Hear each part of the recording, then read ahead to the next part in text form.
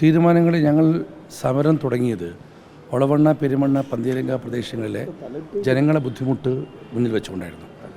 അതിലേറ്റവും പ്രധാനപ്പെട്ടതാണ് ടോള്. അതായത് ലോക്കലായി ജീവിക്കുന്ന ആളുകൾക്ക് നിരന്തരമായി ടോൾ കൊടുക്കാൻ സാധിക്കില്ല. അത് ഇൻജസ്റ്റിസ് ആണെന്നതാണ്. അതൊരു ഇൻജസ്റ്റിസ് ആണെന്ന് കലക്ടർക്കും ബോധ്യപ്പെട്ടു. ഞങ്ങളുടെ വാദം ശരിയാണെന്ന് ബോധ്യപ്പെട്ടു. അദ്ദേഹം റീജിയണൽ ഓഫീസുമായി ബന്ധപ്പെട്ട ആ കാര്യത്തിൽ ഒരാഴ്ച കൊണ്ട് പരിഹാരം ഉണ്ടാക്കാമെന്ന് ഉറപ്പ് നൽകിയിട്ടുണ്ട്.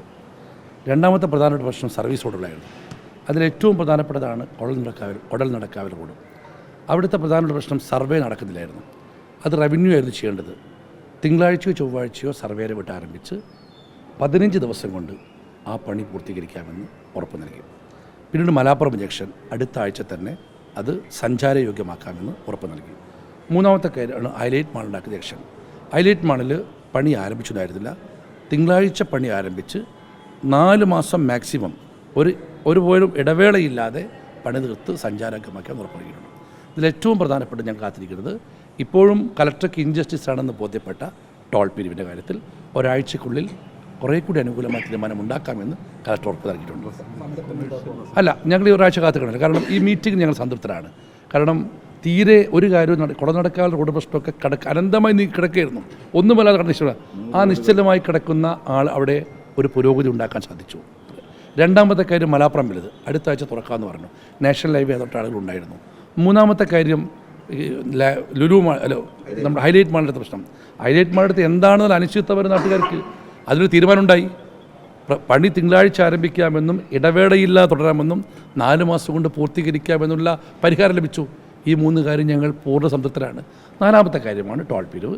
അത് അനീതിയാണെന്ന് കലക്ടർക്ക് ബോധ്യപ്പെട്ടു. റീജിയണൽ ഓഫീസുമായി ബന്ധപ്പെട്ട് ചെയ്യാൻ സാധിക്കുന്ന ആനുകൂല്യങ്ങൾ നാട്ടുകാർക്ക്, സ്കൂൾ ബസ്സിന്, മിനി ബസ്സുകൾക്ക്, കോളേജ് ബസ്സുകൾക്ക് കൊടുക്കാനുള്ള നടപടികൾക്ക് അദ്ദേഹം വേണ്ട ഇനീഷ്യേറ്റീവ് എടുക്കാമെന്ന് പറഞ്ഞു. അല്ല, പ്രദേശവാസികൾക്ക് ഞങ്ങൾക്ക് നിയമവിധേയമായ ഒഴിവാക്കലുണ്ട് പലയിടങ്ങളിൽ. അതുണ്ടാവും എന്നുള്ള കാര്യത്തിൽ അത് ഇപ്പോൾ നടക്കുന്നത് അനീതിയാണെന്ന് ബോധ്യപ്പെട്ടിട്ടുണ്ട്. അറ്റ്ലീസ്റ്റ് സർവീസ് റോഡിൻ്റെ പണി പൂർത്തീകരിക്കുന്നത് വരെയെങ്കിലും അതിനകത്ത് കീലമായ ഇളവ് ലഭിക്കുമെന്ന് പ്രതീക്ഷിക്കുന്നു. ഒരാഴ്ച കൊണ്ട് ആ കാര്യം നടപടി കലക്ടർ ഉറപ്പ് നൽകിയിട്ടുണ്ട്.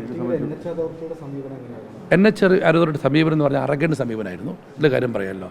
ഒന്നിനും ഒരു വഴിക്ക് പോലും വഴങ്ങുന്നില്ല.